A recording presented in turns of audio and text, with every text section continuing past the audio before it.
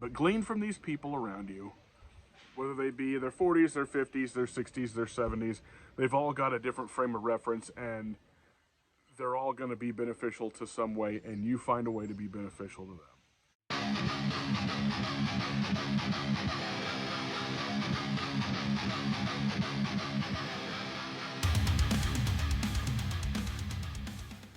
So there's a lot of rumblings about an impending trade war with Canada, China, and various other countries around the world. And I think that there is a little bit of meat on the bone with this as far as how it's going to affect Americans, because we basically gave away our manufacturing base through the 60s and 70s. And at this point, we have a service economy. And I think the Orange Man is trying to reverse that. And I'm all for that. That's something that's one of the reasons I voted for him, is the attempt to reverse this giving away of the American manufacturing base that, the past decades of politicians have done. But it's going to hurt. It's not going to be a thing that's just going to, overnight turn around. And there's going to be shortages on things, and I don't think that it's going to be quite that bad.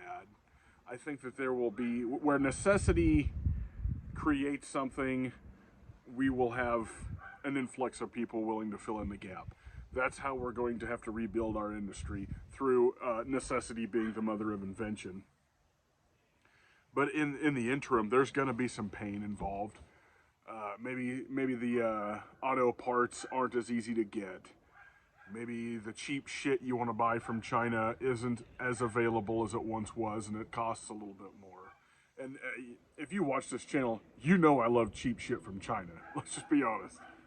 But I think it's all going to turn out to be a good thing. It's not going to be a pain with no benefit or no outcome that's positive for Americans. I think that this will be a growing thing that we can actually repair the nation with, and repair our workers, our economy, and just our children's future going forward. But as I said in the interim, there's going to be a few things that a person's going to need to do. Like if your car is one of these where a lot of your parts are coming out of China or various other nations, you probably need to pre-purchase some of the maintenance products. Go get yourself a new pressure plate for your clutch. That's what I need to do. I need to go buy some new pressure plates. Well, new pressure plate. I probably need to get a new carburetor for my truck. It's running rough, to say the least. But all these things that we think that we're going to need, that are probably coming from other countries, it's probably a smart thing to buy now. Everything is going to go up if we end up in a prolonged trade war. It's kind of a gamble if you look at it, because these tariffs are in hopes that these other countries are going to give a concession of some sort, and then we can remove the tariff and it benefits us without having to put the tariffs on them. That's the game that the Orange Man's playing. But if it escalates, if we escalate and then they escalate and then we escalate again, things are going to get tougher. So what could you do to counteract that problem? Well, people that are local to you. We all have various things that we're good at. I got a buddy that works on my truck on the things that I can't do. And he actually shows me how to do things as I'm, going out there working with him, or some things I have zero frame of reference, and I'm at least getting eyes on it, and he's telling me why something is done a certain way. I think it's people and mentorships with people. And that's probably going to be older people. And I'm not saying use those people in a way like, oh, this is the only reason for our friendship type thing, but genuinely build relationships with people, whether it's in your faith community, if it's just your neighborhood, if it's people you've known your whole life, if it's family, friends, if it's just acquaintances that are new at work that you seem to hit it off with, and these are, people that are better than you at some sort of specific thing. Those people are a resource. You're going to dip into a deeper pool of knowledge with your surrounding community. It's just a fact of life that you can't be a master of all these different trades, but you can glean some knowledge from the people who they're almost gifted at it, right? And so that's what I would say is pre-purchase the things that you're going to need to maintain. Maybe let go of the cheap shit from China. I say that as much to myself. You know, stuff's going to even out over time, but these convenient products that we like to buy to get a dopamine hit are really unimportant in the grand scheme of things if we're actually trying to fix the country.